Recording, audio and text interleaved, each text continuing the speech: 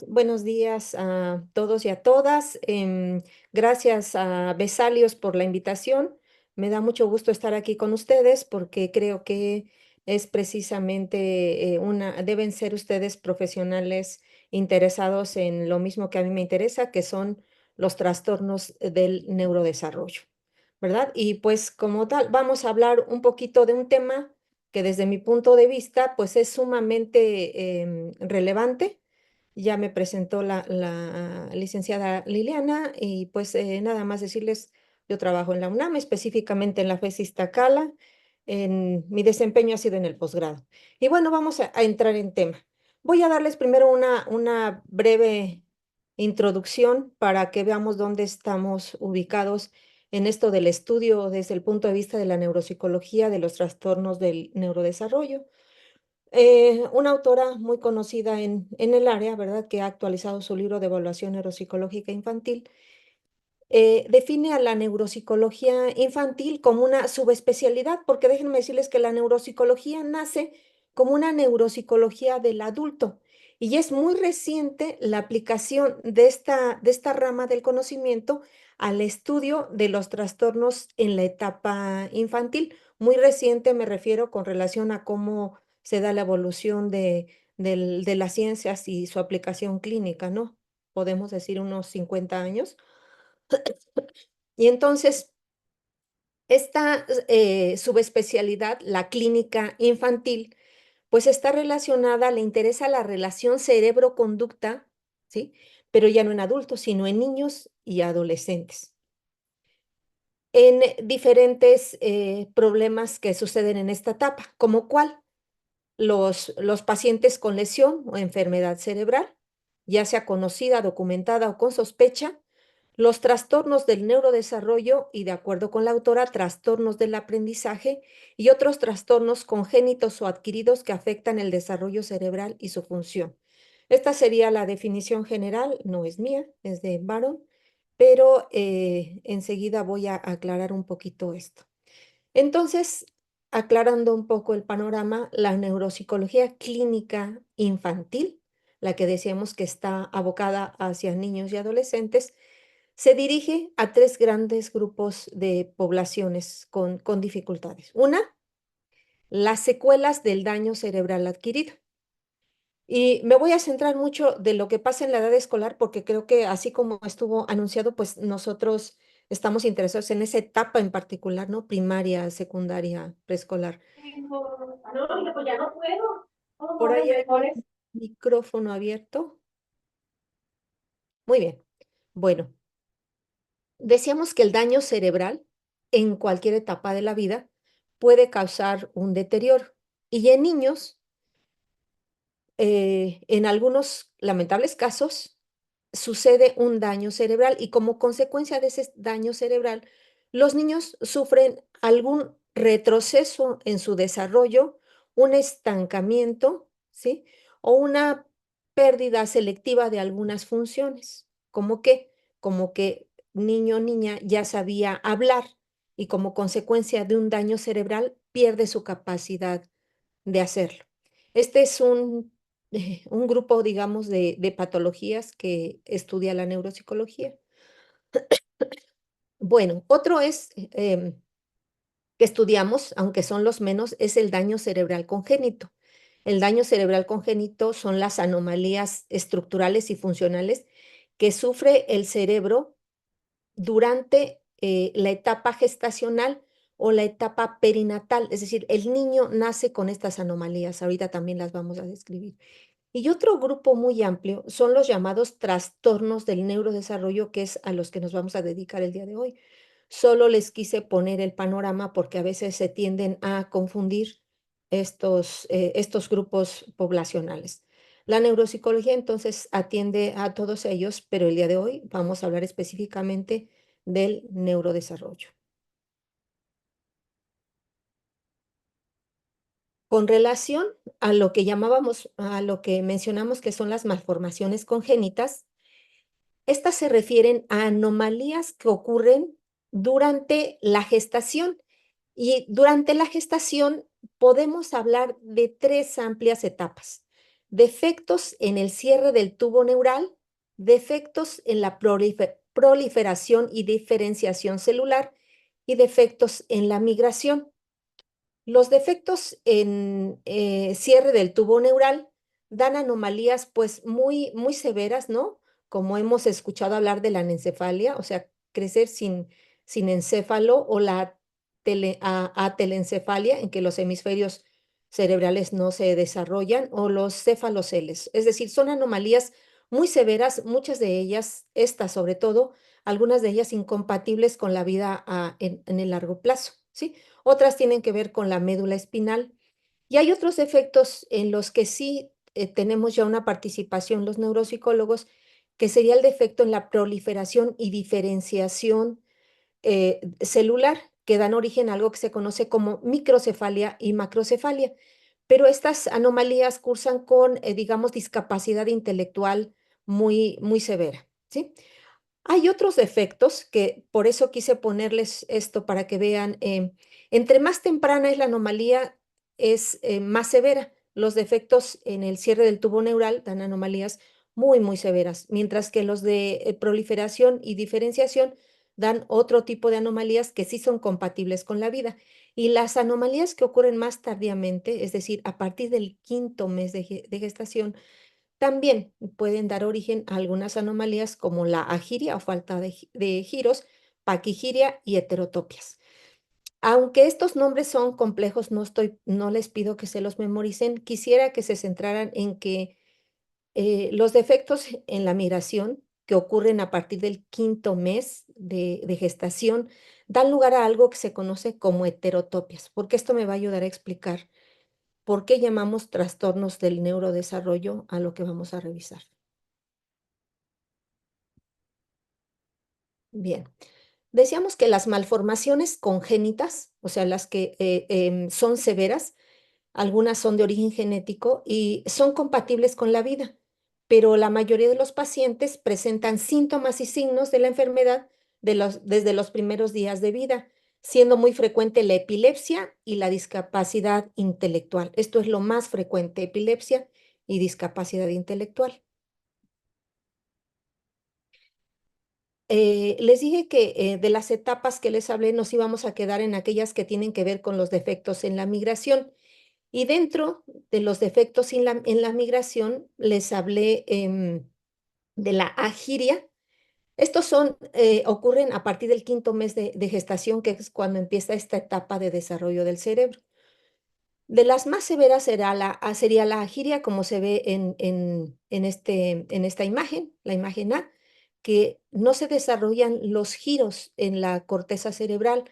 Paquigiria, cuando hay una escasez de surcos, no tiene la anatomía que debiera de tener, hay una escasez de los surcos. Microgiria, ¿sí? Cuando hay surcos muy pequeños, considerando los que deben ser normales. Y el otro es la heterotopia, ¿sí? La heterotopia es en la que nos vamos a centrar. La heterotopia, que son una disposición no habitual fuera de las capas corticales de elementos neuronales o gliales. Aquí me voy a detener, ¿sí? Entonces, digamos que de las anomalías en el desarrollo del cerebro em, menos severas son las heterotopias. Las heterotopias se refieren a que dentro de la formación de la corteza cerebral hay nidos de neuronas que se quedan fuera de su lugar, ¿sí? Aquí se ve muy evidente, pero en los trastornos del neurodesarrollo a veces no es tan clara la evidencia de dónde se quedaron. Y esto que ven aquí como gris serían neuronitas que migran desde esta parte hacia la capa más superficial del cerebro, que es la capa cortical, pero que se quedaron atrapadas en una zona de sustancia blanca, ¿sí? Estos se conocen como heterotopias, una disposición no habitual fuera de las capas corticales de elementos neuronales o gliales.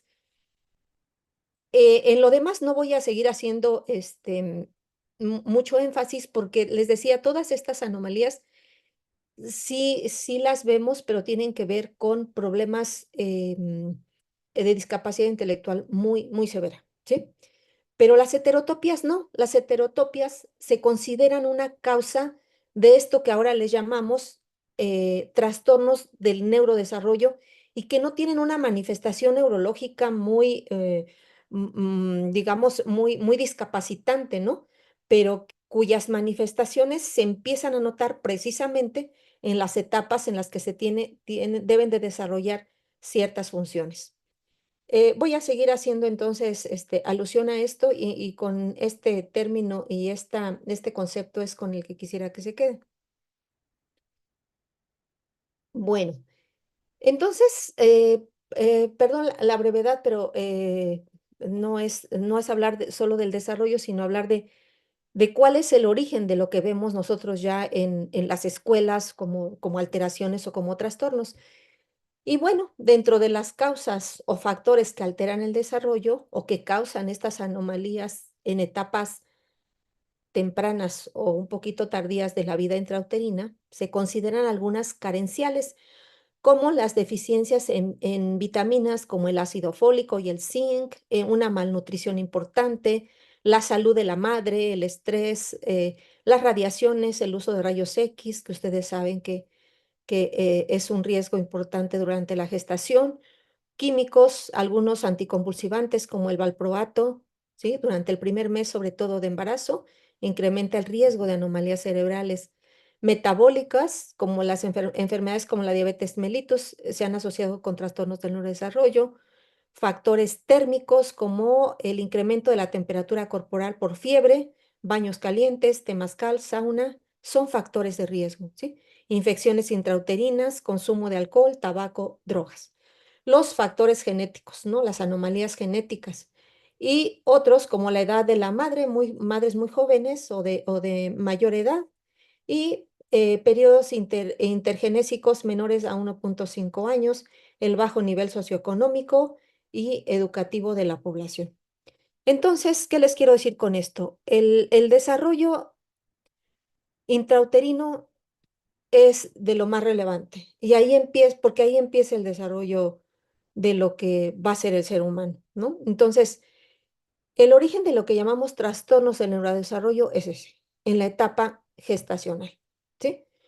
Y algunas de las anomalías de lo que más he estudiado serían esto, de las heterotopias o las neuronas que no llegan al lugar que les toca dentro de la corteza o los núcleos correspondientes, y los factores de riesgo son estos. Por eso, a nivel preventivo, ¿no? Lo primero que habría que hacer, pues, es cuidar la salud de la madre gestante, pero no cuidarla ya tardíamente, sino desde que está incluso la intención del embarazo, porque se sabe que estas son las causas de lo que después vamos a ver nosotros como trastornos del neurodesarrollo.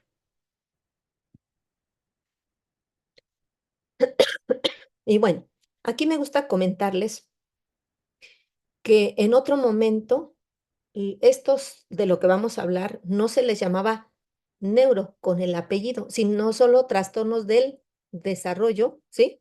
O trastornos de origen en la infancia, niñez o adolescencia. Este era el nombre con el que se conocían en este manual, que este manual es el que se usa en psiquiatría, en psicología, para la clasificación de los trastornos mentales. Y aunque tiene sus críticas, pues es una forma de unificar los criterios entre los que trabajamos en el área de la salud mental. Entonces, ¿de dónde sale que se le llamen trastornos del neurodesarrollo? Precisamente de la introducción que les hice respecto a que tienen su origen en una anomalía en el desarrollo del sistema nervioso central. Y bueno, ya entrando precisamente en tema, ¿de qué estamos hablando específicamente cuando hablamos de trastornos del neurodesarrollo? Pues hablamos de estas alteraciones, la discapacidad intelectual, ¿sí? Los trastornos de la comunicación, dentro del que se incluye el trastorno específico del lenguaje, el trastorno del espectro autista, el trastorno por déficit de atención con hiperactividad, trastorno específico del aprendizaje y los trastornos motores. Entonces, ¿de qué hablamos cuando hablamos de trastornos del neurodesarrollo? Hablamos de estos trastornos, ¿sí? Aunque en sentido estricto, ¿sí? Cuando hablamos del neurodesarrollo, podríamos hablar de que no solo haríamos alusión a los problemas que les mencioné, sino estaríamos hablando del daño cerebral, sobre todo del congénito y de estos, ¿sí? Solo que el daño cerebral congénito a veces es tan severo que decíamos ni siquiera es compatible con la vida, ¿sí? Y lo que puede producir es una discapacidad intelectual muy severa.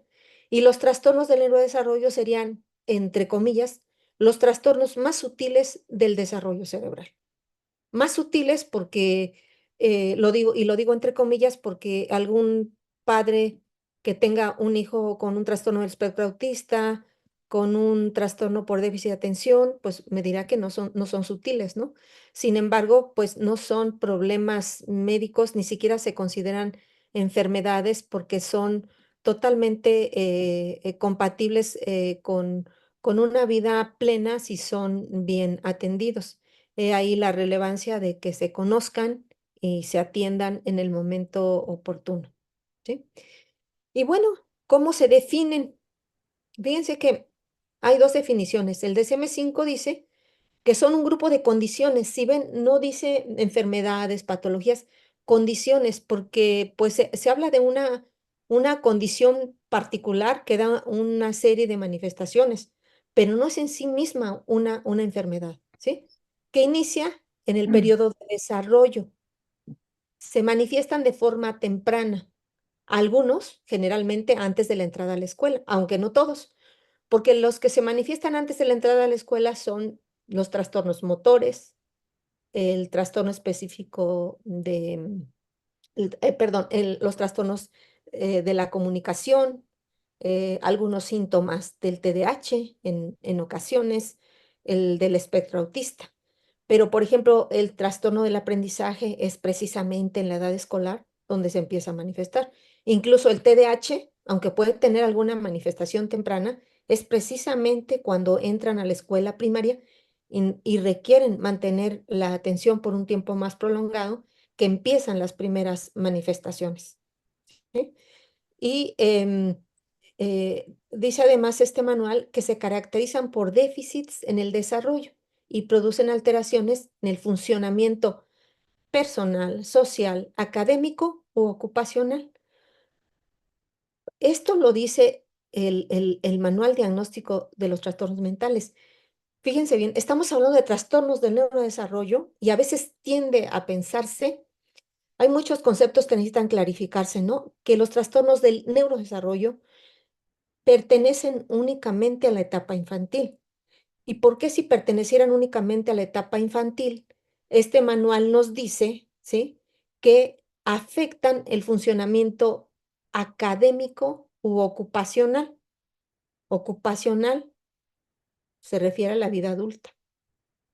La razón es que estos trastornos tienen sus manifestaciones de forma muy temprana, pero sus distintas características o síntomas se van manifestando a lo largo de de toda la vida, ¿sí?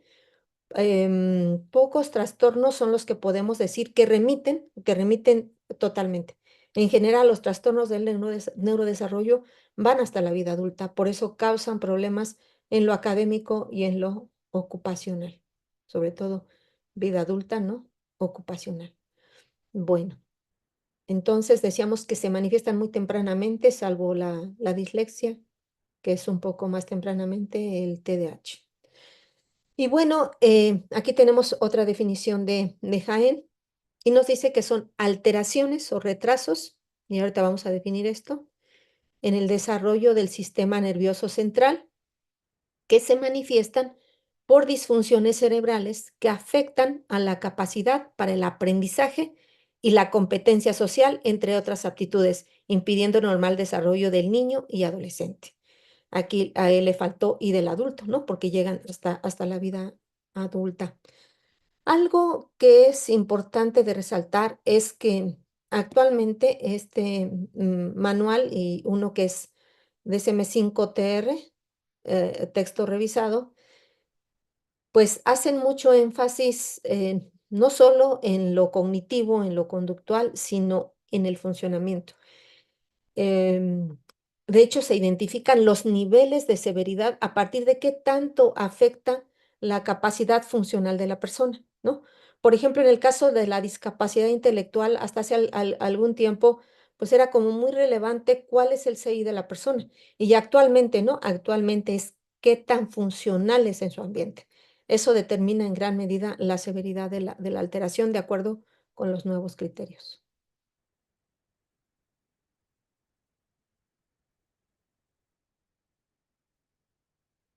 Bueno, entonces decíamos que a partir de ahorita nos vamos a centrar en estos, que son los 6 trastornos del neurodesarrollo, ¿sí? Y de acuerdo con las definiciones, ajá, hablábamos de retraso o de trastorno. ¿Qué es un retraso? Un retraso sería una demora en alcanzar los hitos del desarrollo, cuando la edad del desarrollo está por debajo de la edad cronológica, ¿sí? ¿Y cómo determinamos eso? Pues porque tenemos inventarios, escalas, pruebas, ¿no? Que están estandarizados y con ellos podemos saber, y el conocimiento que da el conocer cuáles son las etapas, cómo se van desenvolviendo a lo largo de la vida y si una persona está en su nivel o su nivel de desarrollo no alcanza el esperado para su edad. Eso sería un retraso. Pero un retraso se entiende como una carrera en la que un niño, por ejemplo, podría tener un retraso, pero alcanzar su nivel, digamos, 1 año o 2 años después. Y en estas situaciones, digamos que yo no vería tanto problema, ¿no? Si a un pequeño, a un padre le dicen, su hijo tiene un cierto retraso, pero en 1 año va a alcanzar su nivel, yo creo que y digamos, la preocupación debía de ser menor. Pero desde mi punto de vista, en lo que conocemos como trastornos del neurodesarrollo, por lo que más aplica precisamente es eso. No son solo retrasos, es que el patrón de desempeño de la persona es anormal y es persistente y no alcanza la secuencia normal. Es decir, sí se pueden lograr mejorías cuando se hace la intervención, pero siempre queda algo que denota que una persona puede tener un problema del desarrollo. Enseguida se los voy a decir con ejemplos, o desde aquí se los comento. Por ejemplo, una persona que tiene una dislexia del desarrollo, que forma parte del trastorno específico del aprendizaje, va a tener un patrón que muy probablemente, si es bien atendido, si el problema no era tan severo, lo supera, pero en algún momento va a tener algo que denote que tuvo un problema del desarrollo, como cuál, tener una mala ortografía, ¿sí? O ser muy lento para leer, no poder tener dificultad con los símbolos, por ejemplo, si es contador, de repente equivocarse, este tipo de cuestiones son las que se notan ya no de manera tan abierta, muchas se compensan, ¿sí? Pero algunas se hacen evidentes todavía. Entonces, lo siguiente sería, ¿por qué es importante estudiar los trastornos del neurodesarrollo? Es importante por varias razones, pero la fundamental, por eso le quise llamarle a esta conferencia así, porque yo sí creo que hace falta mucha conciencia em, en los ámbitos de salud y educativo, digamos, sobre todo los institucionales, de qué tan frecuentes son estas alteraciones. Fíjense bien, esto lo saqué del manual de la APA, del manual que les dije que utilizamos los especialistas en temas de salud mental, de clasificación de las enfermedades, y obviamente los datos están basados en estudios epidemiológicos de países desarrollados. En nuestro país, que tiene condiciones menos favorables de salud, es de pensar que estos porcentajes serían mucho más altos que los que dice el manual, ¿no? Por ejemplo, dice que vamos a encontrar discapacidad intelectual en 1% de la población. Quiere decir que en un colegio, en una escuela de 300 niños, ¿sí? Va a haber al menos 3 niños, mínimo, mínimo, con discapacidad intelectual. Yo diría que estas cifras se quedan cortas, ¿sí? Trastorno de la comunicación, ¿sí? Al menos un 4%. El espectro autista, un 1%. Y estudios recientes dicen que el trastorno del espectro autista va creciendo, no se saben las causas, pero va creciendo, más bien la frecuencia va aumentando, ¿sí? Entonces, si vamos sumando, pues tenemos una necesidad muy, muy apremiante de identificar y de tratar estas alteraciones. Trastorno por déficit de atención, 5%. Igual nos pusimos como el ejemplo de una población de 300 niños, tendríamos 15 niños con este problema. Trastorno específico del aprendizaje, entre un 5 y un 15% de niños que no aprenden al ritmo de los demás, ¿sí? Trastornos motores, en 5 o 6% los de la coordinación, ¿sí? Y trastornos de movimientos por estereotipias, 3 a 4%. Y ya hay otro trastorno, trastornos por tics, dentro del que está el de la Tourette, que es 3 a 8 por 1000 niños. Esto es en la edad escolar, ¿sí? En la edad primaria. Tomemos en consideración que muchos de estos, les dije, se van a ir a la etapa de adolescencia con algunas secuelas o algunos problemas derivados o con los mismos problemas que tuvieron en la edad escolar, ¿sí? De hecho, hay niños que se van a la secundaria sin aprender a leer, hay niños que se van con todos sus síntomas de déficit de atención, con sus síntomas de trastorno del espectro autista. Entonces, requieren una atención como muy, pues más bien es muy apremiante darles atención y sí preocupa que no vea uno claras las políticas en cuanto a atención de estas poblaciones. Bueno, entonces decíamos, ¿por qué nos centramos en estos? Decíamos que la neuropsicología estudia las secuelas de las lesiones cerebrales, ¿no? Esa es una población, pero estos son los menos, afortunadamente. Si hay niños, digamos, que sufren traumatismos, infecciones del sistema nervioso, tumores, etcétera, pues por cuestiones yo digo, de mala suerte en la vida, y sufren secuelas y quizás sí los vamos a tener en las escuelas, pero estos van a ser los menos. De todas maneras hay que ser comprensivos porque a veces falla toda esta, yo diría, empatía de entender al padre y al niño que tiene que ir a los hospitales, que tiene que pasar temporadas a los hospitales, que se reintegra con secuelas y que se reintegra a la escuela desfasado. Entonces hay que tener consideraciones, ¿no? Pero los trastornos derivados de secuelas de problemas adquiridos, ojalá sea claras, son los menos. Y los problemas también de las enfermedades congénitas, las que les decía que causan alteraciones muy, muy severas, prácticamente no los vamos a ver en escuela regular, ¿sí? Pero los que sí vamos a ver y con esta frecuencia en escuela regular son estos, ¿sí? Son estos. Entonces, pues sí se tienen primero que conocer y pues atender y atender de manera diferencial no quiere decir no integrar a la escuela, pero sí se deben de establecer medidas compensatorias para la atención de estos niños, ¿no? Porque tienen repercusiones en la vida actual y futura del individuo. Ahorita vamos a hablar un poquito del TDAH, pero pues es de los que más secuelas tienen hacia la vida adolescente y hacia la vida adulta.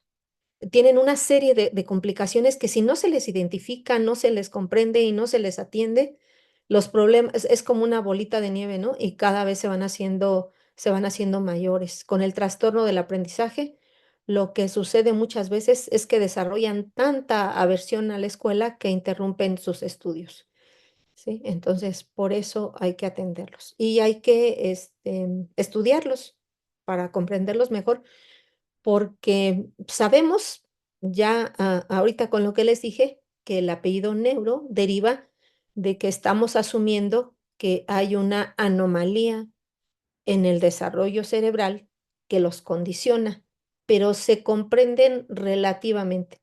Se sabe ya un poco de la base neurobiológica, se sabe del perfil cognitivo, pero todavía nos falta mucho por aprender. Perdón, pero ando un poco mal de la garganta. Mm.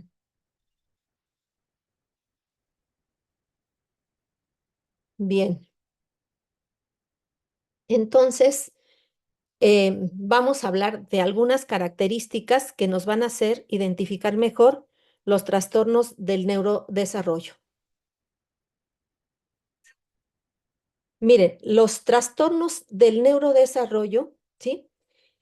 La característica que tienen, ya lo habíamos dicho, es que se ponen de manifiesto en etapas tempranas del desarrollo, pero se prolongan a lo largo de la trayectoria de vida, ¿sí? O sea, se ponen de manifiesto desde muy tempranamente, se ponen de manifiesto, perdón, que estoy en una oficina, se ponen de manifiesto desde muy tempranamente, pero se prolongan a lo largo de la trayectoria de vida, ¿sí? Por eso les puse aquí, porque mientras antes pensábamos que se daban en etapas muy tempranas de la vida y que de ahí desaparecían, ahora sabemos que se van a prolongar a lo largo de todas las etapas, ¿sí? Aunque tengan sus principales síntomas en etapas tempranas. Espero no confundir. Si confundo ya en las preguntas, me dice. Otra característica que siempre me gusta mencionarles es que estudiar realmente los trastornos del neurodesarrollo es complejo. ¿Por qué? Porque tienen un componente evolutivo o madurativo. ¿Qué significa que tengan un componente evolutivo o madurativo? Que las características que uno ve en una etapa de la vida son diferentes de las que va a ver en otra etapa de la vida. Entonces son complejos de estudiar porque no es solo que yo conozca cuáles son sus síntomas, sino que conozca cómo estos se van modificando con el desarrollo, ¿sí? Entonces, por ejemplo, aquí, perdón, esto está en inglés, pero se los voy a explicar. Esto es solo un ejemplo de qué se entiende porque tiene el componente evolutivo madurativo. El TDAH en la etapa preescolar, ¿sí? Se caracteriza por síntomas, este sería, digamos, estas rayitas punteadas, sería el límite que nosotros esperamos que sea dentro de la normalidad. Los niños preescolares, si ustedes ven, ¿sí? Tienen altos niveles de impulsividad, ¿sí? Y altos niveles de la inatención prácticamente no se nota. La inatención no se nota en el TDAH, pero sí la hiperactividad y la impulsividad, que serían estos dos azules. Mientras que, por ejemplo, en la adolescencia, ¿sí? Sigue habiendo inatención, está muy alta, sigue habiendo impulsividad, ¿sí? Pero la hiperactividad ya no se nota. En la adolescencia la hiperactividad ya no es tan evidente, pero aquí no lo dice, pero los adolescentes o a partir de la adolescencia hacia la etapa adulta, lo que manifiestan es tener un sentimiento interno de inquietud, pero sin que se llaman síntomas interiorizados, porque el paciente, la persona los percibe en sí mismo, pero no los demás no lo notan, ¿sí? Entonces, son síntomas como ansiosos, de inquietud permanente, sin que necesariamente se manifiesten como una hiperactividad. Entonces, a eso se refiere este componente evolutivo y madurativo. Por eso debemos de conocer, ¿sí?, cómo se manifiestan estas anomalías en las distintas etapas de la vida, preescolar, escolar, adolescencia y vida adulta, porque en cada uno son distintos, ¿no? El TDAH en la vida adulta se manifiesta pues de formas muy distintas como pues fracasos en las relaciones personales, inestabilidad laboral, inestabilidad escolar, adicciones, depresión, ansiedad, o sea, son otros síntomas muy diferentes a la etapa infantil. Entonces, esta es una complejidad de los trastornos del neurodesarrollo. En el caso de la dislexia, que hace un momento les comenté, este componente evolutivo madurativo también es relativamente fácil de identificar porque en la etapa infantil es primero un retraso en adquirir las habilidades básicas, ¿no?, de lectura, como cual los niños son muy inexactos, leen con errores, leen lento, leen con esfuerzo y tienen rechazo por la lectura. En el caso de las matemáticas, pues es lo mismo, ¿no? Lo hacen con esfuerzo, hacen inexacto ¿sí? No hacen razonamiento, bien el razonamiento matemático y no quieren hacer este tipo de tareas en la escuela. Entonces, de forma secundaria se le suma el rechazo a la escuela. Esto en la etapa infantil y en la etapa ya que compensan, finalmente, si no es tan severo, aprenden a leer, porque también hay casos de dislexias muy, muy severas, ¿no? En que prácticamente no aprenden a leer. Pero aquí lo principal es que en la vida adulta lo que se sabe, aunque ya no se tienen pruebas porque no hay pruebas psicométricas para evaluar una dislexia en la vida adulta, lo que se sabe es esto, que tienen una muy pobre ortografía y que tienen una extrema lentificación en la lectura, ¿sí?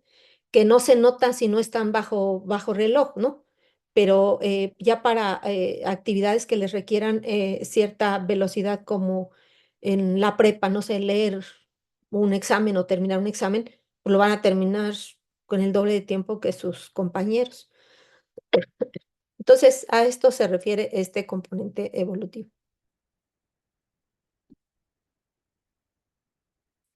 Lo siguiente, decíamos que tienen su origen en una disfunción del sistema nervioso central. Y aunque ahorita les voy a hablar de algunos ejemplos de cuáles serían estas disfunciones, ya dijimos que aparecen en una etapa del desarrollo, que es la migración celular, y que se caracterizan por neuronas, niditos de neuronas, pueden ser muy pequeñitos, pero que no llegan a la zona particular que les corresponde, ¿sí?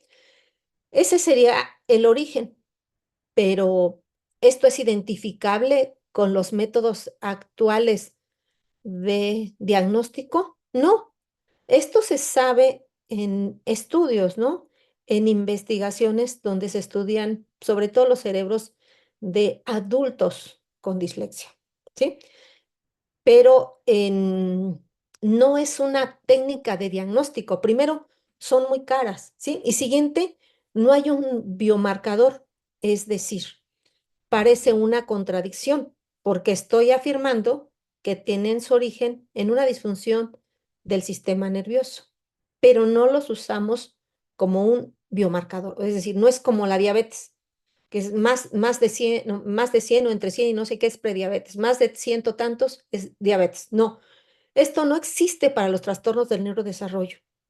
A pesar de que se conozca en investigación que el origen es en una anomalía del sistema nervioso, no hay un marcador, una técnica de diagnóstico que nos pueda decir con esta técnica de imagen del cerebro o con este electroencefalograma o algún otro estudio, vamos a saber si tiene o no tiene un trastorno del neurodesarrollo, ¿sí?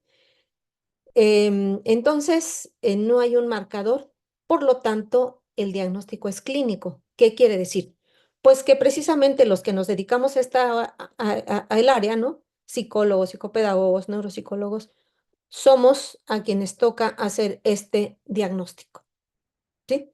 Este diagnóstico, la parte medular, digamos, es de nosotros y puede ser a veces complementado con un estudio de un neuropediatra, sobre todo cuando se sospecha una comorbilidad o que va junto, por ejemplo, con algún tipo de epilepsia. Porque siendo un trastorno del neurodesarrollo, a veces lo que sí puede haber es quizá un electro no tan normal, sino alguna evidencia de alguna anomalía electrofisiológica que no llega a ser importante como quizá para ser medicada, pero eso lo determinará un médico, ¿sí? Esa parte no nos toca a nosotros. Entonces esto parece, nuevamente les digo, contradictorio, porque estoy diciendo, no hay un biomarcador, ¿sí? No hay un biomarcador, pero sí se sabe que hay disfunciones. Como cuál es este ejemplo que les puse aquí, ¿sí? Es de una técnica de imagen funcional del cerebro, ¿sí? En la que se ha observado que hay un área, para los que estén familiarizados con el cerebro, esta es la parte temporal inferior y este es el área occipital. Entonces, hay un área entre la parte perdón, el lóbulo temporal y occipital, en esta encrucijada que se llama pues el área para el procesamiento de la palabra escrita, ¿sí? Y se ha visto que algunas anomalías en esta zona pudieran determinar una dislexia del desarrollo, ¿sí? Aunque no son suficientes, como les digo, para que sea una forma de hacer el diagnóstico. Otras áreas, ¿sí? Que son parietales, también se ha visto involucradas el giro, sobre todo el giro supramarginal, y el giro angular. Y otra área en el cerebro conocida como el área de Broca. Estas serían las áreas, por ejemplo, que se considera que están involucradas en el proceso lector y que por lo tanto, ¿sí? Tendrían, como están involucradas en el proceso lector, su anomalía determinaría una posible dislexia del desarrollo. Ahora, ¿de qué depende de la severidad? Pues todo en neuropsicología es una confluencia de cuestiones neurobiológicas y de cuestiones ambientales, es decir, el cerebro es un dispositivo predispuesto para el aprendizaje, pero también depende del ambiente, qué tanto está estimulando a ese cerebro para que se desarrolle o no se desarrolle o supere las posibles deficiencias o anomalías. Esta es una técnica se llama de imagen de resonancia magnética funcional. Entonces, aquí nada más regresándonos, el diagnóstico de los trastornos del neurodesarrollo es clínico, ¿sí? Por lo tanto, para esto necesitamos conocer de los trastornos y tener instrumentos para su evaluación. Porque si no, si no tenemos los instrumentos que algunos psicólogos o hay personas que están peleadas con las pruebas, entonces, ¿de qué manera vamos a poder determinar si está dentro de un límite de normalidad o no un determinado individuo? Si no contamos con las pruebas, pues todo va a ser a nuestra propia experiencia y por supuesto que podemos equivocarnos. Creo que un punto fuerte que tenemos los psicólogos es precisamente que hayamos desarrollado como parte, digamos, de la disciplina, instrumentos para tratar de evaluar, ¿sí? O de colocar el rendimiento, ya sea a través de pruebas de desempeño en que ponemos al niño a ejecutar tareas o de inventarios, ¿no? El cómo está una persona con relación a un grupo normativo. Y entre más cercano sea el grupo normativo a, a las características de la población, o sea, el grupo normativo me refiero al grupo con el que se estandariza una prueba, pues vamos a tener mayor certeza en el diagnóstico. Por eso, pues es importante, digamos, contribuir en tener pruebas, pues elaboradas o estandarizadas en México, ¿sí? Bueno, otra característica de estos trastornos del neurodesarrollo es que comparten muchas similitudes, ¿no? Por ejemplo, el TDAH muchas veces presenta también trastorno de aprendizaje, ¿sí? O el trastorno del espectro autista tiene muchas veces síntomas de TDAH. Entonces, muchas veces comparten síntomas entre ellos y a veces tienen el cuadro completo de uno y el cuadro completo de otro, ¿sí? Y por lo tanto, pues los diagnósticos a veces se complican un poco.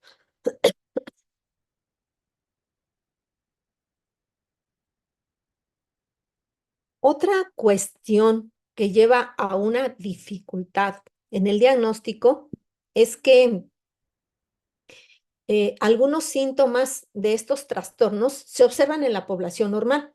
Hablando del trastorno del espectro autista, hay niños que simplemente son poco sociables, no les gusta mucho el contacto con la gente, no les gusta hacer juegos con los amigos, etcétera, ¿no?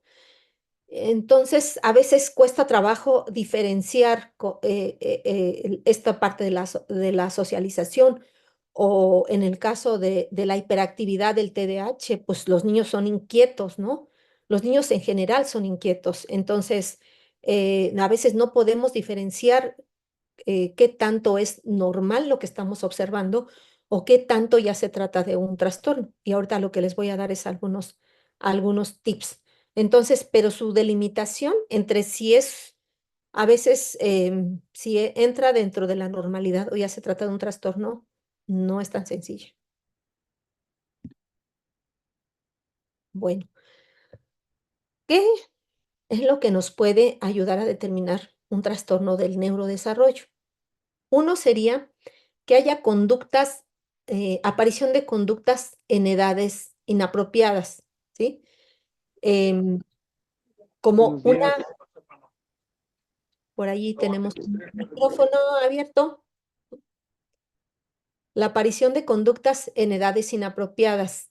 Lo otro, la severidad de los síntomas, o sea, sí se confunde con la normalidad, pero en un trastorno los síntomas son mucho más severos. O sea, por ejemplo, en el caso de la hiperactividad, pues no es una hiperactividad de un niño de acuerdo con su desarrollo, sino rebasa con mucho lo que se podría considerar dentro de parámetros de aceptable, ¿sí?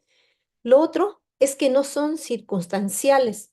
A veces los síntomas se presentan en algún ambiente, ¿sí? Que puede ser la casa, la escuela, algún otro lugar, eh, y durante ciertos periodos que pueden ser como incluso problemas pues de adaptación, ¿no? Por ejemplo, cuando los niños entran a la primaria. Tienen que llevar algunos de ellos un tiempo de adaptación hasta que se comprenden las reglas, se adaptan a permanecer sentados, se adaptan a tiempos de trabajo más prolongados que en la etapa preescolar. Ujú. Em, Esto es importante. Entonces, una cosa es que durante un momento en que se están adaptando presenten ciertos síntomas, ¿sí? O que no están entendiendo el método didáctico para aprender la lectura, ¿sí? O que no socializan porque son niños tímidos. Esto es una cosa circunstancial, pero el que es trastorno persiste en el tiempo, ¿sí? Lo que sí ya no es justificable es que digan, porque de repente sí hay algunos papás que nos han dicho, no, es que en el primer año no se adaptó con la maestra. En el segundo año no le caía bien a la maestra. En el tercero, dices, no, no. Puede ser que en un año el método, incluso las características personales hagan que el niño no se adapte, pero no pueden pasar años, ¿sí? Sin que el niño adquiera, digamos, su desarrollo adecuado. Entonces, esta es una característica, persisten en el tiempo, ¿sí? A pesar de que los cambien de escuela, a pesar de que cambien de método, los niños siguen con problemas. Entonces, esto ya es algo que les define. Lo siguiente, una pobre compensación. A pesar de que tengan, no sé, horas de clase específicas o un programa conductual para superar los problemas de comportamiento, ¿sí? O una intervención para superar los problemas en la socialización. O sea, los niños siguen presentando los problemas, aunque pasa el tiempo, ¿sí? Siguiente, la discapacidad adaptativa. Esto ya les causa problemas, o sea, ya es evidente en el colegio, ya es evidente en la casa. No se vale, por ejemplo, un niño con dislexia de las habilidades de lectura para darse a entender a través de la escritura o para entender algo a través de la escritura. Esto es desadaptativo, ¿sí? Entonces, son estas cuestiones en las que tenemos que observar. El psicólogo, pues en general, venga del área que venga, en general se nos enseña uno a entrevistar y otro a observar, ¿no? Entonces, todo esto podríamos tomarlo de estas observaciones y de esta entrevista e historia clínica. Sin embargo, ¿sí? Hace falta su comprobación, la comprobación de los síntomas, no solo a través de observaciones, pero observaciones más sistemáticas, ¿sí? A través de escalas donde se evalúa en un rango de severidad algunas conductas, inventarios, ¿sí? De si presenta esto o no lo presenta, y pruebas de desempeño, donde se les pone a hacer ciertas cosas. Entonces, son todos estos los métodos que tenemos los psicólogos, ¿sí? Para hacer los diagnósticos. Y yo diría que es algo que tenemos muy fuerte y que complementa el trabajo de cualquier neuropediatra o psiquiatra, ¿sí? Y tenemos un área muy específica de trabajo que es el diagnóstico, decíamos, es clínico y tenemos muchas herramientas para llevarlo a cabo. Una parte es nuestra observación clínica, pero otra parte es a través de instrumentos.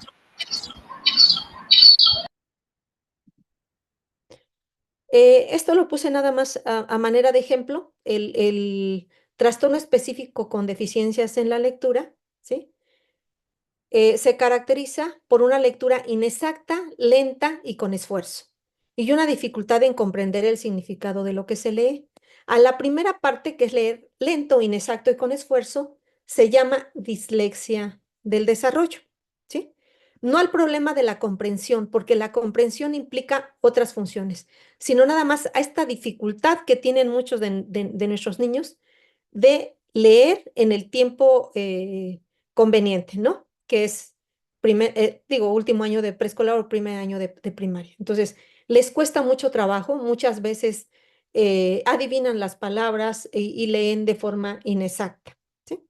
A eso se le llama dislexia del desarrollo. Y bueno, no es el único criterio. Aquí tenemos otro. Estas habilidades académicas deben estar esto es del manual de diagnóstico, sustancialmente y cuantificablemente por debajo de la edad. Es la parte que les decía, ¿cómo vamos a saber si están sustancialmente y cuantificablemente por debajo de la edad si no tenemos instrumentos para medirlas, ¿no?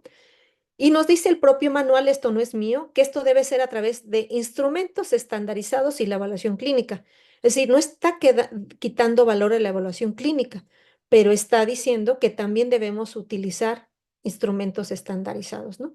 Y bueno, es una de las razones, digamos, por las que hice en su momento la baneta.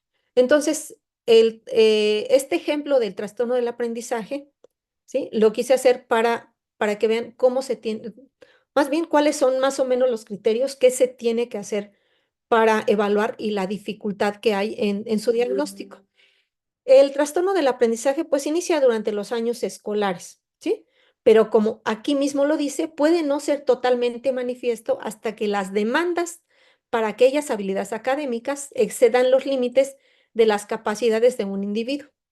Como en el caso que les dije, cuando un adulto tiene que leer ya a mucha velocidad y tiene una dislexia, ahí sí se le va a poner de manifiesto, ¿sí? En el caso de la dislexia no se explica por discapacidad intelectual, aunque los niños con dislexia tienen problema para aprender todo prácticamente.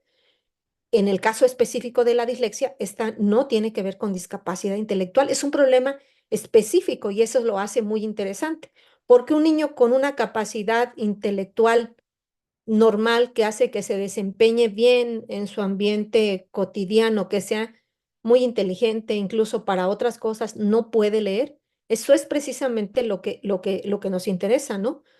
¿Por qué no puede leer y cómo se le puede ayudar? Y el por qué, pues tendríamos la explicación en porque tendría un problema precisamente en áreas específicas que tenemos dispositivos neurobiológicos habilitados para el desarrollo de estos procesos de aprendizaje de la lectura y escritura.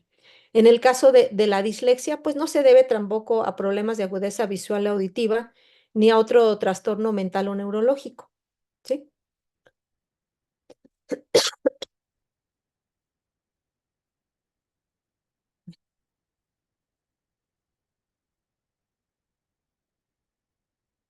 Ah. Aquí tenemos la aproximación en la dislexia del desarrollo, se entiende como una precisión y una velocidad en la lectura que están por debajo del nivel intelectual del niño. Es decir, la explicación no es un nivel intelectual. Y la hipótesis de fallas en la migración neuronal, ¿sí? Es la más aceptada. Esta etapa ya se las había comentado. Y hay un autor que es Galaburda, ¿sí? Que desde hace muchos años estipuló esto. Él encontró que estudiando postmortem cerebros de individuos con dislexia, claro, adultos que habían tenido en su vida dislexia, encontró que había una zona que se conoce aquí como zona perisilviana o plano temporal, que en individuos normales es levemente asimétrico, o sea, es ligeramente mayor en el hemisferio izquierdo que en el derecho, y que en los pacientes con dislexia este era simétrico, ¿sí? Era simétrico. También encontró algunas anomalías corticales y subcorticales en áreas perisilvianas. O sea, este sería un área, esta es la cisura silviana, entonces estas serían áreas perisilvianas. Y que tenían su origen durante el periodo de migración celular, que se conocen como ectopias o heterotopias, como les dije hace rato, ¿sí? Y estas alteraciones serían responsables de anomalías en la conectividad neuronal de estas zonas. Y si las neuronas no se conectan adecuadamente, pues ocasionan que las redes de neuronas que se encargan de la lectura no puedan procesar adecuadamente los sonidos y por lo tanto haya problemas en la adquisición de la lectura.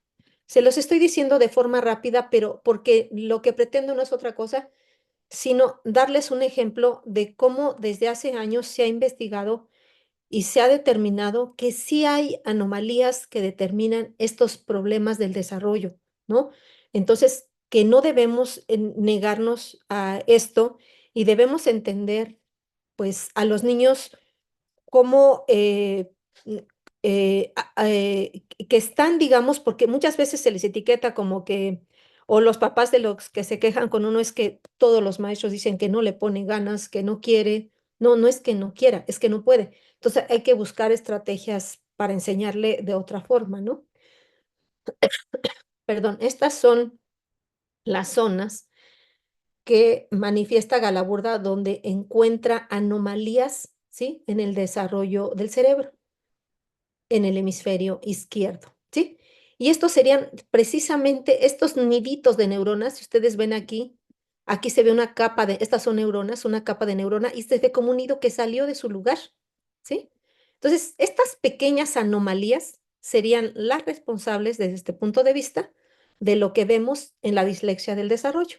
Este artículo está en inglés, pero si ven, es una ya revisión de la, dice la hipótesis de migración neuronal de la dislexia, una evaluación crítica 30 años después, ¿sí? Una evaluación de esta hipótesis. Y bueno, esto ya lo comenté.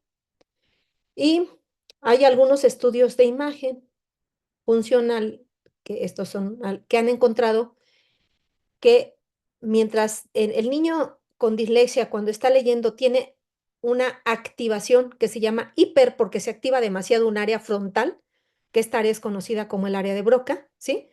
En los niños normales se activan tres zonas, que es la frontal, pero en menor medida, y dos áreas posteriores. Esta que les dije que es para la lectura de la palabra, cuando les dije en la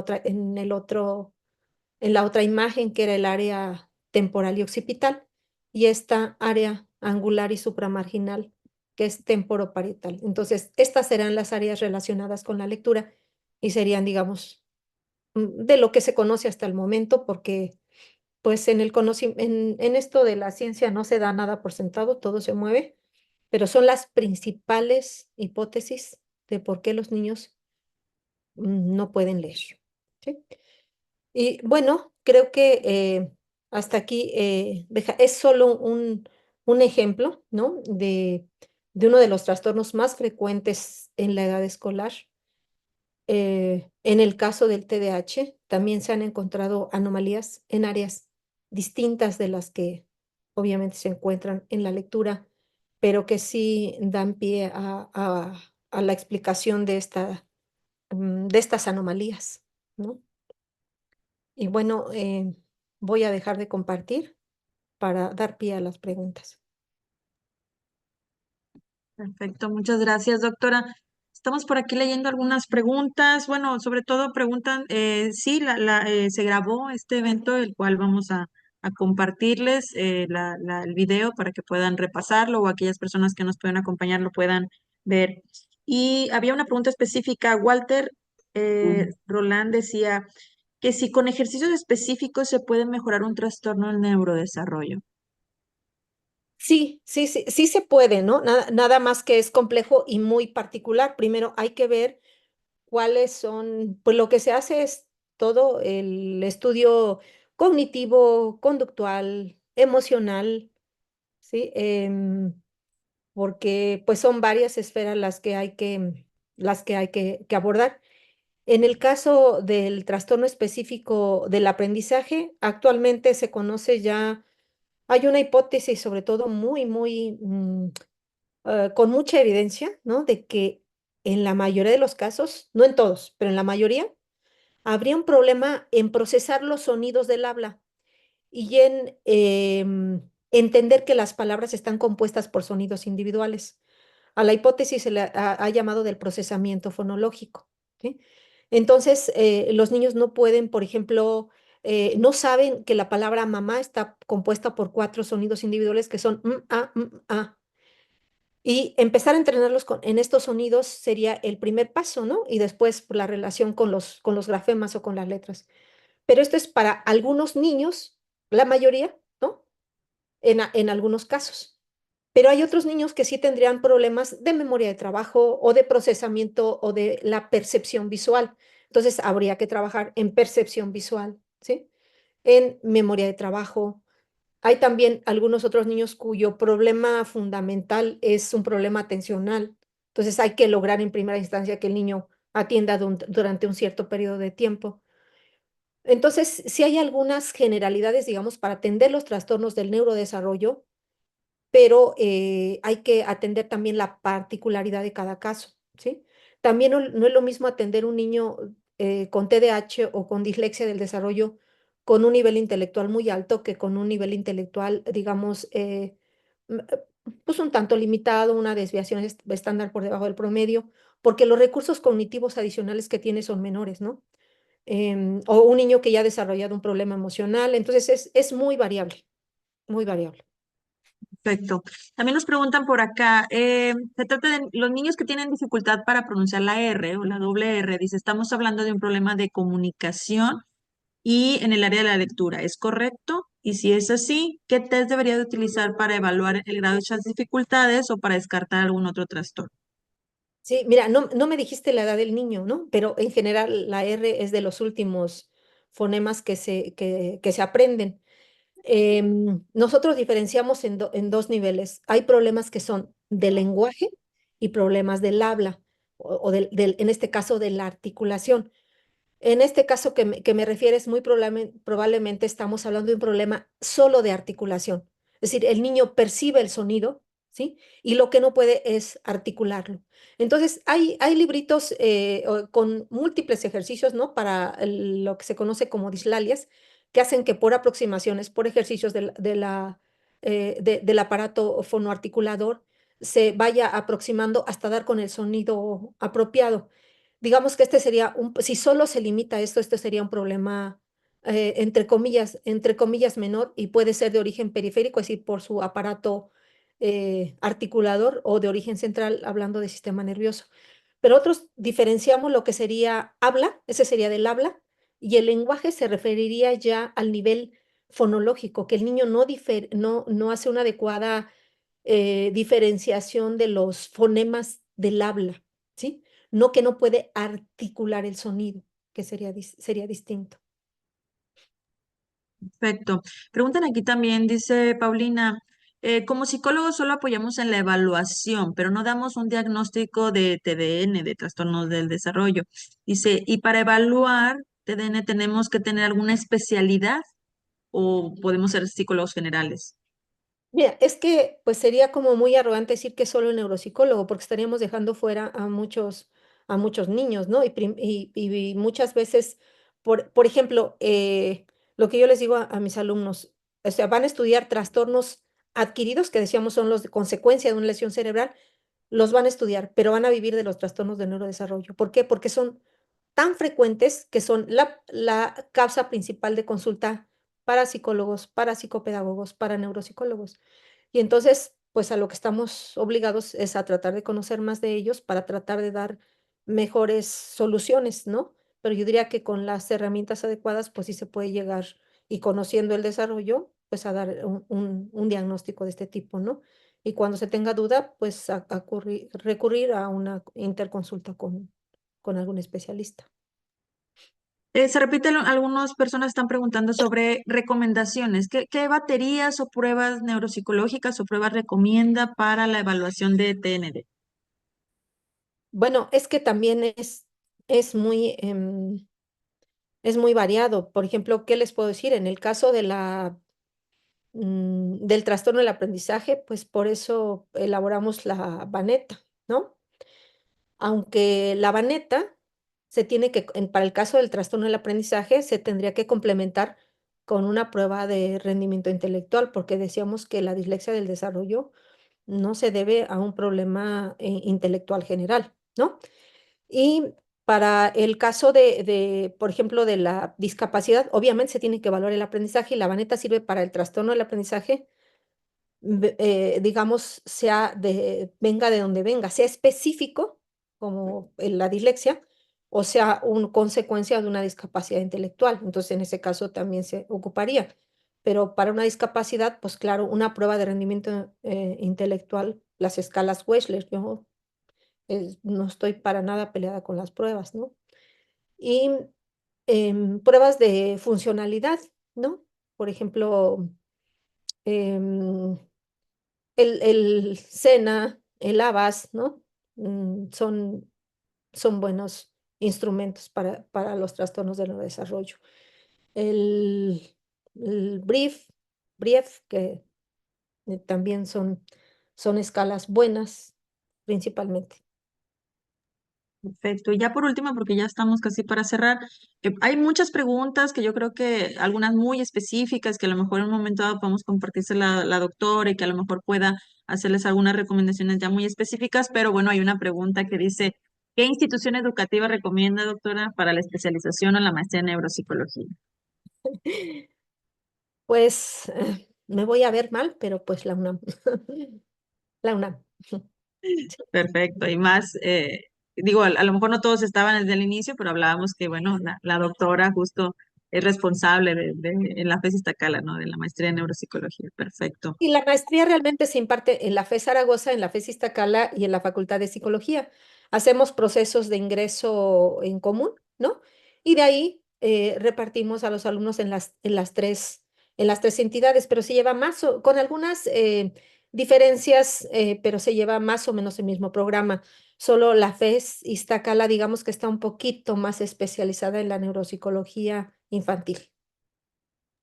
Perfecto. Y muchas felicitaciones. Hay muchas personas agradeciendo, que muy interesante, que excelente exposición. Entonces, pues bueno, vamos cerrando también por las actividades de la doctora, pero sí importante con algunas preguntitas ahí muy detalladas que a lo mejor en un momento dado podamos contestarlas ya en lo específico. Así que, pues agradecerle, doctora, mucho por toda la experiencia, por toda la que nos comparte todos sus conocimientos. Como bien dijo usted, es una pizquita de todo lo que engloba todos los trastornos, pero no sé si quiera decir algo ya para cerrar. Y bueno, la gente no se vayan porque después de aquí vamos a hablar un poco de pruebas específicamente para evaluar funciones ejecutivas, algunas que ahorita comentó la doctora, pero específicamente para eso. Pero doctora, ya de cierre, no sé si quiera compartirles algo más a las personas. No, pues nada más tratar de leer todo lo que puedan de trastornos del neurodesarrollo, porque yo sé que se trate de psicólogos o de psicopedagogos, deben de tener muchísimos casos, de ejemplos de estos que hemos apenas medio mencionado, pero sí, pues merecen la pena de atenderse de forma más especializada, ¿no? Y con mayor conocimiento. Entonces, pues ese es el camino, estudiar, estudiar. No necesariamente en maestría, sé que no todo mundo tiene pues, la disponibilidad por muchas razones, pero sí, la neuropsicología sí es de mucha especialidad, ¿sí? Entonces, pues hay que estudiar mucho. Y pues qué bueno que tienen el interés pues, de estar en estos eventos, de conocer un poquito más y pues sobre todo, yo digo, en las pláticas a mí lo que me interesa es como no que se queden con un gran conocimiento, sino de que sientan la necesidad de seguir aprendiendo. Así Gracias. es. Muchas gracias, doctora. Muy amable y sí, efectivamente, justo por eso son estos webinars para compartir información, ideas, lo nuevo, que los psicólogos están estarse actualizando constantemente y pues qué mejor aquellos que tengan esa oportunidad de especializarse en áreas ya muy específicas. Así que bueno, siguen las felicitaciones, ya se las compartiremos para que las tenga directamente. Y pues nada, muchas gracias, doctora, y seguimos en comunicación, en contacto. Esperemos, hay quien dice por aquí que hacer una actividad de interpretación de Vanetta, bueno, podemos irlo pensando para más adelante como ya más específico, un taller o alguna otra actividad. Pero muchas Así gracias, es. doctora. Sí es, esto sí se lleva a cabo más en tipo taller, quizá no de forma tan masiva, ¿no? Porque hay que atender, digamos, cuando se trata en tipo taller, hay que atender a dudas individuales y esto se complica un poquito con una asistencia así tan amplia, pero pues ya lo podríamos ver con calma.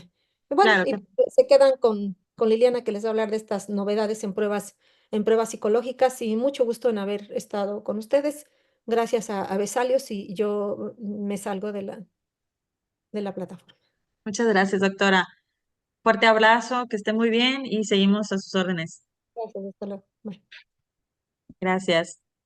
Bueno, chicos, ya nada más para terminar, bueno, hablaremos de información muy específica, a lo mejor algunos de ustedes ya lo conocen, ya lo saben, pero sí queríamos que no se nos fueran sin conocer esta información específicamente de pruebas que están relacionadas a las funciones ejecutivas. Si bien ahorita lo que platicábamos con la doctora, lo que la doctora Guillermina nos presentó, está en relación a todos los trastornos del neurodesarrollo, hablamos por encima de algunos apartados, algunos aspectos muy específicos en cuanto a la dislexia, algunas variables, pero bueno, creo que el TDA es una de las dificultades o de los trastornos que más se presentan en los ámbitos escolares y es por eso que quisimos hablar o darle estos minutitos ya para terminar a las 12, como teníamos programado esta actividad. Y pues para eso platicar un poco específicamente las funciones ejecutivas. Y digo que a lo mejor algunos de ustedes lo sabrán porque hace un par de meses tuvimos la presentación del doctor Fernando Sánchez con nosotros, pero sí importante que hablemos sobre una prueba en específico que creo que les va a ser de mucha ayuda. ¿Y esto por qué? Porque en la evaluación psicológica infantil sabemos todos que es una tarea realmente compleja, porque bueno, por una parte ustedes que están en el ámbito escolar o muchos de ustedes que están en el ámbito escolar y que no tienen esta posibilidad de armar diagnósticos, tienen que buscar ciertos constructos que a veces no son tan observables, algunos pueden ser abstractos o muy complejos. Entonces sí tenemos que tener herramientas que nos permitan hablar con mucho más detalle de mucha de la información que tenemos tanto de nuestros estudiantes como aquellos que son del ámbito clínico, pues con pacientes en esta parte diagnóstica, ¿no?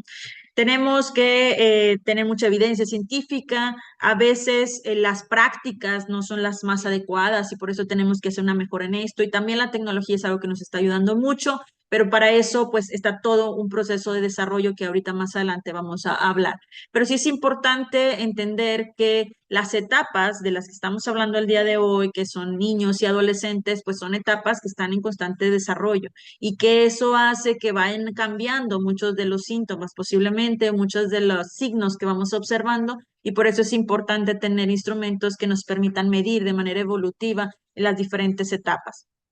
En tema específicamente de funciones ejecutivas, pues muchos de ustedes sabrán que esto se va a ir desarrollando en las diferentes etapas, vamos a tener procesos que son lo normal, o sea que la inatención, la impulsividad, conductas que son de muy disruptivas, de cierta manera podemos decir, está presente en edades más pequeñas, porque realmente se empiezan estas a consolidar ya cuando estamos por ahí de 11, 13 años, 15 años, entonces sí es importante que entendamos que habrá algunos signos que son normales en algunas etapas y no tanto en algunas otras, ¿no? Que no se han alcanzado como lo esperamos, como bien decía la doctora, con este proceso de neurodesarrollo que se debe de ir alcanzando, estos hitos que se deben de ir alcanzando. Entonces, en temas de funciones ejecutivas, es muy importante conocer cada etapa, cómo se debe de ir observando para poder nosotros identificar cuándo ya tenemos una anomalía en algunas de estas áreas.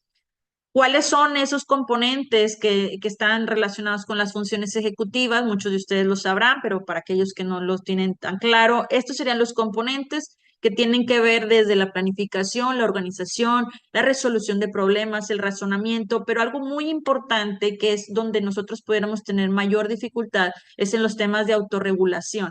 tanto autorregulación emocional como la autorregulación en esto que tenemos el control inhibitorio, que serían las conductas. Entonces es muy importante que cuando se tiene esta dificultad en funciones ejecutivas, muchas de las características o muchas de las conductas donde vamos a tener más dificultad va a ser en temas de autorregulación.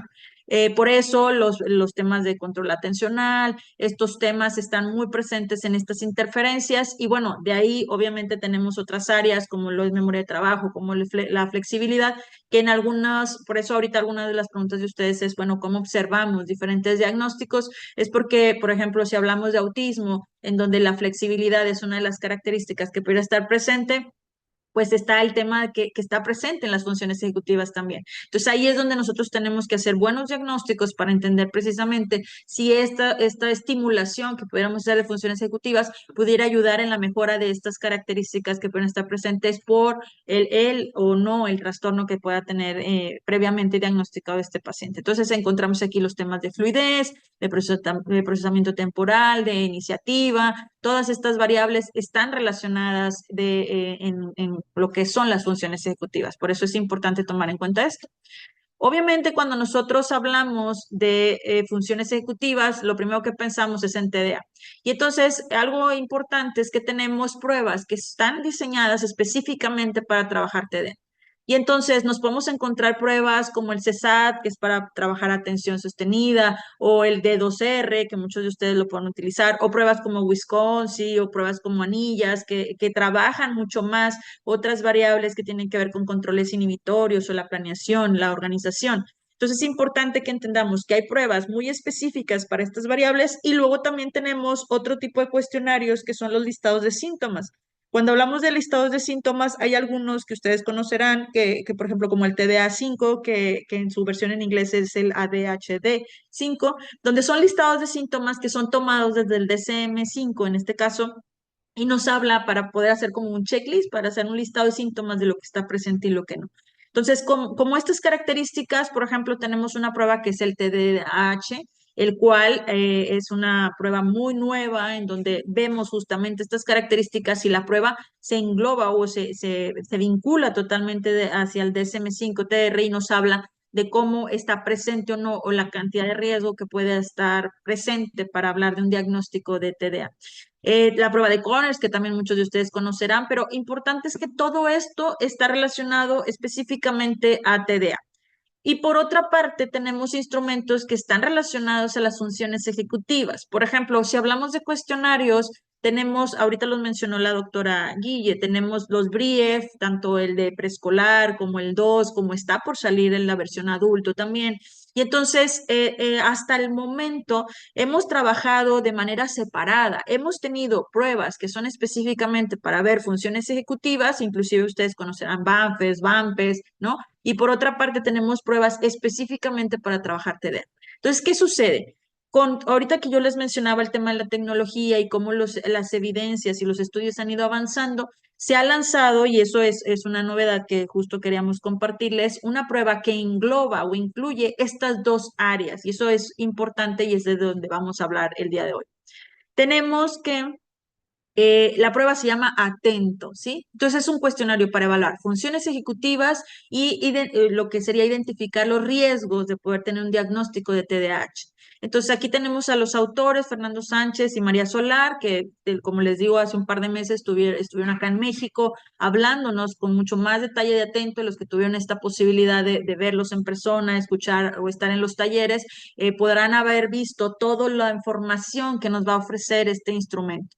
Pero en un resumen, la prueba Atento va a ser un conjunto de herramientas. Y decimos que es un conjunto porque justo va a englobar la información que nos dan muchos cuestionarios o muchas pruebas a manera de inventario que tenemos con funciones ejecutivas y por otro lado el que está relacionado con TDA.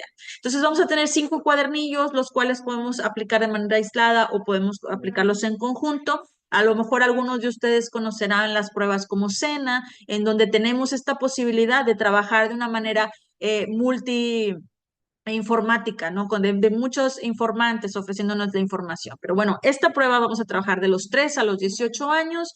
Aproximadamente 25 minutos nos vamos a tardar en aplicar y vamos a poder aplicar en línea, vamos a poder aplicar en papel y revisar en línea. Ahorita entraremos en más detalles, pero esto es lo que les digo. El tema de multifuente es muy importante y sobre todo en trastornos como el TDA, porque vamos a tener los contextos. Recuerden ustedes que para el diagnóstico tenemos que hablar que está presente en 3 contextos estas conductas o estos signos que podemos estar observando en los alumnos o en los pacientes. Entonces, esta prueba nos va a dar información desde lo que nos dice el alumno, lo que nos dice el paciente, lo que nos dice la familia, y aquí podemos trabajar a veces por separado, nos puede contestar papá, nos puede contestar mamá, abuelo, tías, todo aquel familiar que tiene información, porque es una prueba muy ecológica, es información de las conductas diarias que hace el sujeto. Entonces, él nos va a decir qué sucede diariamente y desde ahí es donde vamos a trabajar. Y por otra parte, tenemos a la escuela, que puede ser un docente, pueden contestarnos 2, puede contestarnos el de planta y a lo mejor aquel que lo ve en menos horas. Podemos tener una información muy amplia para tener, como bien lo mencionaba ahorita la doctora, poder tener esta información mucho más clara, no nada más desde mi observación, no nada más desde mi experiencia clínica, sino desde este punto de vista cuantitativo, con esta información tan exacta, tan detallada, tan objetiva de lo que está sucediendo con el alumno. Entonces, eso va a ser muy importante. Por esas razones es que trabajamos de una manera multifuente.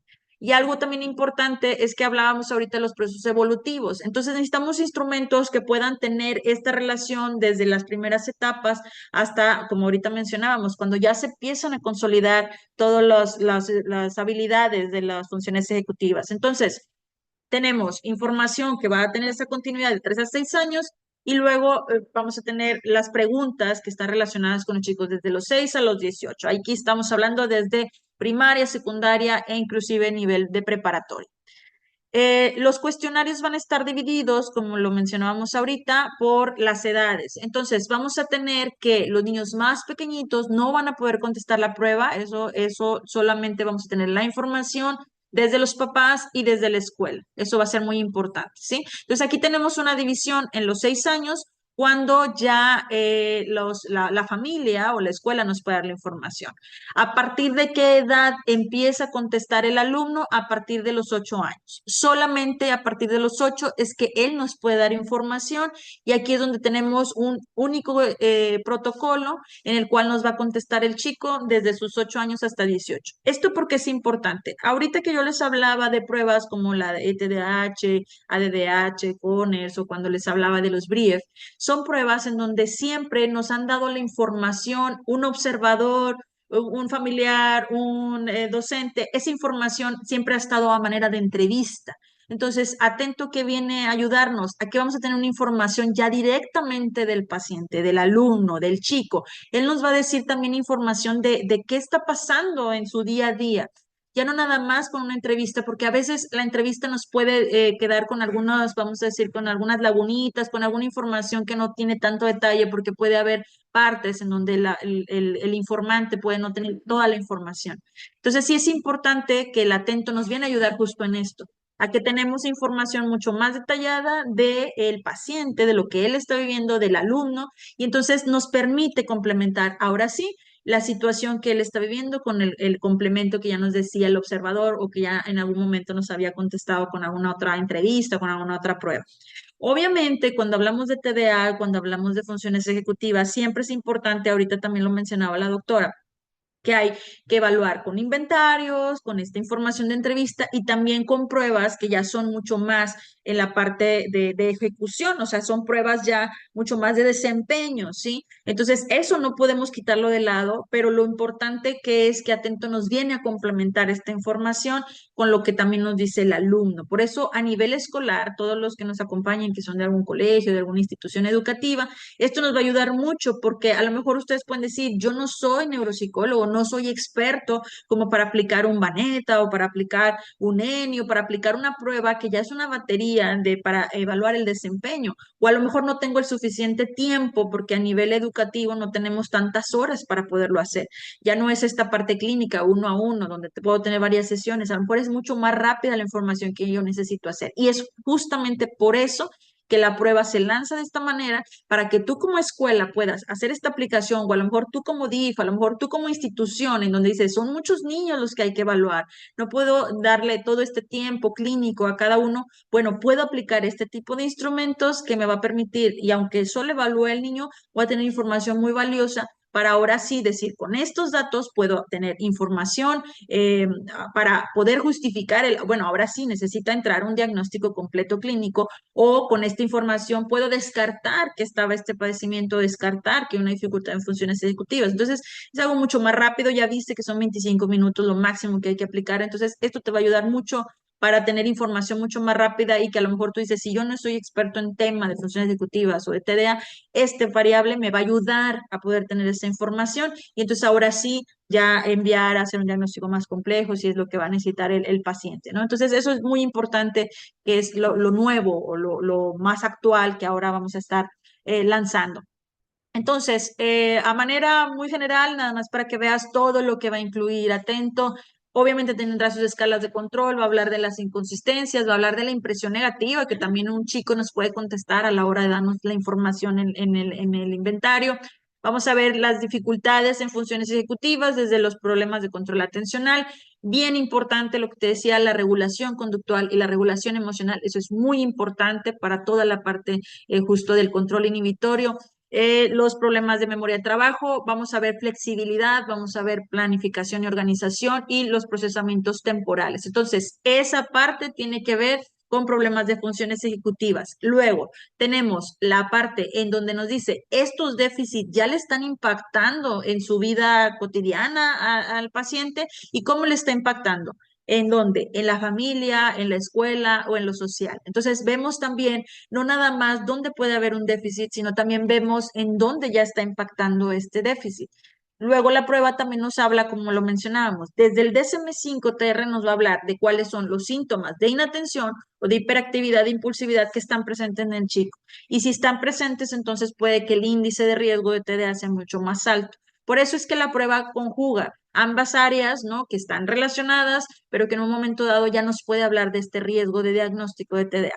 Y por último, hay otras problemáticas que pueden estar relacionadas, como el síndrome de desconexión cognitiva, como problemas de conducta o como problemas de sueño. Y entonces la prueba nos da esta información adicional para poder armar todo este diagnóstico que necesitamos relacionado, por ejemplo, en el caso de TDA.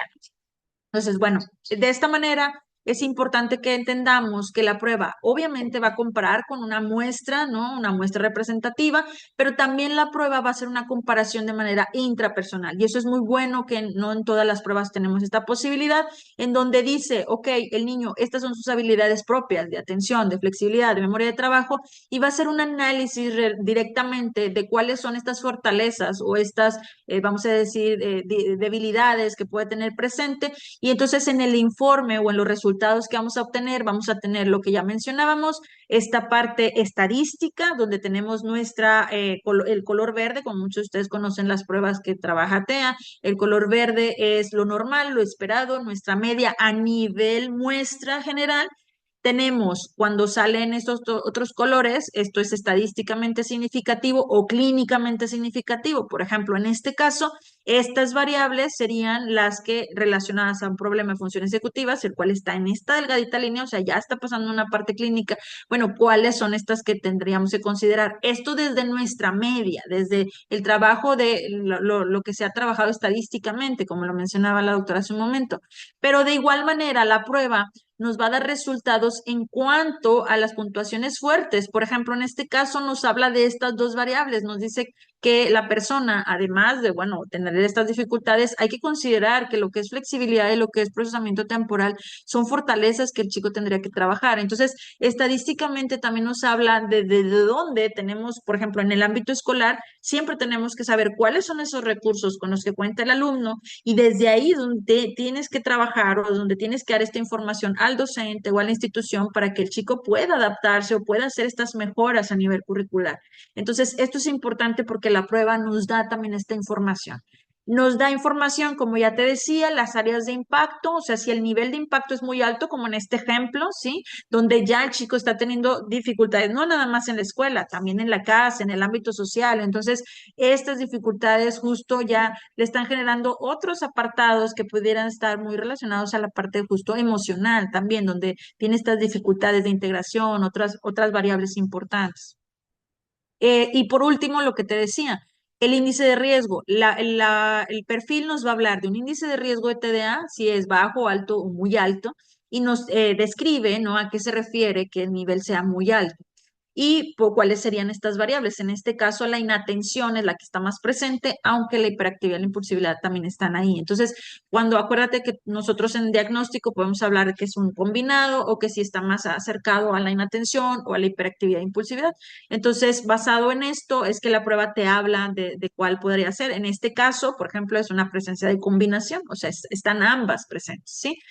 Y ya decíamos las otras variables. En este ejemplo en particular, este chico no tiene otras problemáticas, ¿no? Más que la desconexión cognitiva, pero su problemática importante está en relación al TDA. Y ya decíamos cuáles serían estas variables de función ejecutivas que están ahí presentes, ¿ok? Nos habla también de estos indicadores, ya basándonos en DSM-5TR, nos habla de los síntomas, por ejemplo, en el caso de inatención, cuáles serían los presentes, basándonos específicamente en los criterios, cuáles serían los que están presentes, porque a la hora de contestar se contestó bueno, que obviamente los presentaba, ¿no? Entonces, en relación a esto es que vamos a hablar ya esta parte nos va a ayudar ya para hablar del diagnóstico, ¿sí? Muy bien. Ahora, importante, ya lo decíamos, las formas de aplicar. Tenemos la versión tradicional en papel, como ya lo conocen, vamos a recibir nuestra prueba completa con protocolos de cada uno de los niveles y entonces tú vas a elegir cuál vas a aplicar. Si solo le vas a aplicar al alumno, si quieres también aplicarle al papá, acuérdate que no es obligado aplicar los tres, sino que es desde toda la información o lo que tú necesites tener de información. Si quieres información de la escuela, de la familia, solo el alumno, como tú lo deseas, vas a elegir los informantes y por lo tanto vas a elegir qué ejemplares van a contestar. El informante va a contestar en el protocolo, va a responder ahí y tú esta información la vas a llevar, la vas a vaciar en Tea Corrige, como ya lo has hecho con otros instrumentos, aquellos que conocen el portal de Tea Corrige, se trabaja desde ahí. Pero está la otra versión en donde tenemos la aplicación totalmente online. La aplicación online es lo mismo, vamos a elegir quién va a contestar la prueba y le vamos a enviar la invitación ya sea por mail o la invitación en PDF y la persona va a contestar de manera online desde donde se encuentre para que nosotros, cuando ellos terminen, nosotros van a avisarnos que ya terminó para nosotros ya obtener el resultado de la información. Cuando es online, pues se ve más o menos así. Sí, puede aplicarse en celular, puede aplicarse en iPad, en computadora, y se van a presentar las instrucciones, les van a presentar algunos ejemplos, las preguntas, y entonces va a ir la persona contestando. Cuando hay preguntas que no están contestadas, se marca por ahí, el sistema les habla de que hay unos ítems que se están omitiendo, hay que contestar toda la prueba para poder tener los resultados, entonces el sistema te lleva a que puedas contestarlos. Y cuando son en versión de corrección, pues hay que entrar a Tea Corrige, hay que seleccionar la prueba, mencionar cuál es la que contestó, e ir vaciando toda la información. Aquí tenemos atento ya listo en Tea Corrige para empezar a trabajar. Al obtener los resultados, vamos a obtener, no es como las gráficas que muchos de ustedes pueden estar acostumbrados a obtener. Aquí la información va a ser mucho más detallada porque vamos a tener, como veías ahorita, las fortalezas, los criterios. Entonces, vamos a tener mucho más detalle que puedes descargar o lo puedes visualizar en línea. Es más o menos como esto. Sí tenemos gráficas, pero tenemos algunos indicadores que tenemos que tomar en cuenta a la hora de los resultados. Se va a lanzar un informe, ese todavía no está disponible, pero se va a lanzar un informe totalmente narrativo, entonces eso también para que lo tomemos en cuenta. Entonces es importante tomar en cuenta este tipo de instrumentos que nos vienen a complementar funciones ejecutivas con TDA y que no solamente eso, sino que también nos van a ayudar de maneras, como decíamos ahorita, de maneras breves, de maneras muy rápidas a tener esta información. Bueno, esto como complemento nada más que vamos a tener dos manuales, manual técnico, que viene toda la información teórica del instrumento, y un manual de aplicación, corrección e interpretación. Estos materiales se venden también en línea, si los quieres adquirir en línea, o si los quieres adquirir, obviamente, en tu paquete completo, donde se incluye, ¿no? Obviamente, eso para que también lo tengas complementado. Entonces, bueno, un resumen así muy breve. La prueba es breve, máximo 25 minutos, es sencilla de aplicar, de revisar, puedes aplicar uno o varios ejemplares si así lo necesitas, vas a gestionar todo desde TEA Corrige y los resultados, pues vas a tener este informe como lo veíamos, hay algunos casos clínicos que vienen en los manuales que te ayudan mucho a poder tener más detalle de que a la hora de hacer los diagnósticos o desarrollar ustedes esta parte. Y bueno, lo que te decía, los informes, esos están próximos a lanzarse. Entonces, importante, como les digo, esta prueba se acaba de lanzar, tenemos un par de semanas de haberse lanzado al mercado. Hay personas que nos acompañaron al taller, recuerden que aquellas personas que acompañaron al taller, ellos están recibiendo un 10% de descuento en la compra de su prueba Atento, algunos de hecho ya hasta la tienen separada, pagada, etc. Pero aquellas personas que no asistieron a este taller, que no tuvieron esa posibilidad, no se preocupen, más adelante habrá otros talleres, otras actividades específicas, a lo mejor con los autores, no lo sabemos, pero estén muy al pendiente de esta información. Pero lo que sí es que ahorita tenemos en promoción de preventa. Para aquellos que estén interesados con esto, pueden contactarse con nuestros asesores y demás para poder recibir esta promoción de preventa, que es un 10% de descuento separándola hoy. Obviamente, este material se acaba de lanzar en España, pero estará físicamente ya con nosotros a finales de octubre, eso es importante. Sin embargo, aquellas personas que quieran trabajar totalmente online, esto ya está disponible, las versiones online, ya están los manuales online, las aplicaciones online, entonces eso para quien quiera ya empezarlo a trabajar está disponible de manera online. Esto es para las versiones físicas que se estarán llegando próximamente en el mes de octubre. Así que, pues bueno, reiterarles el agradecimiento a todos los que nos están acompañando, a todos los que se quedaron ya hasta el final y pues agradecerles mucho por su atención, sobre todo a la doctora Guille que nos estuvo acompañando y que bueno, estén también al pendiente de todas las actividades, de toda la información que estaremos teniendo próximamente en diferentes eventos. Y pues les dejo también mi correo, también les comparto nuestro equipo de atención, todo nuestro equipo de la División Psicología que están a su disposición, tanto en México, Monterrey y Guadalajara. Así que, pues bueno, puedan acercarse con alguno de los asesores para que pueda darles información mucho más detallada de este y otros instrumentos, tanto de neuropsicología como de algunas otras áreas, porque recuerden que manejamos para diferentes ámbitos los instrumentos, ¿no? Y también recordarles nada más la actividad que tendremos el día 2 de noviembre, que es sábado, para aquellos que no la vieron, es sábado 2 de noviembre, 10 de la mañana. La siguiente sesión que tendremos gratuita de webinar es sobre temas de forenses, es evaluación forense en víctimas del delito, así que aquellos que les interese también esta área o conocidos de ustedes que tengan que quieran compartirles esta información, 2 de noviembre, 10 de la mañana en este mismo enlace. Con la doctora Rocío López Orozco y bueno, las inscripciones también ya están abiertas en nuestras páginas.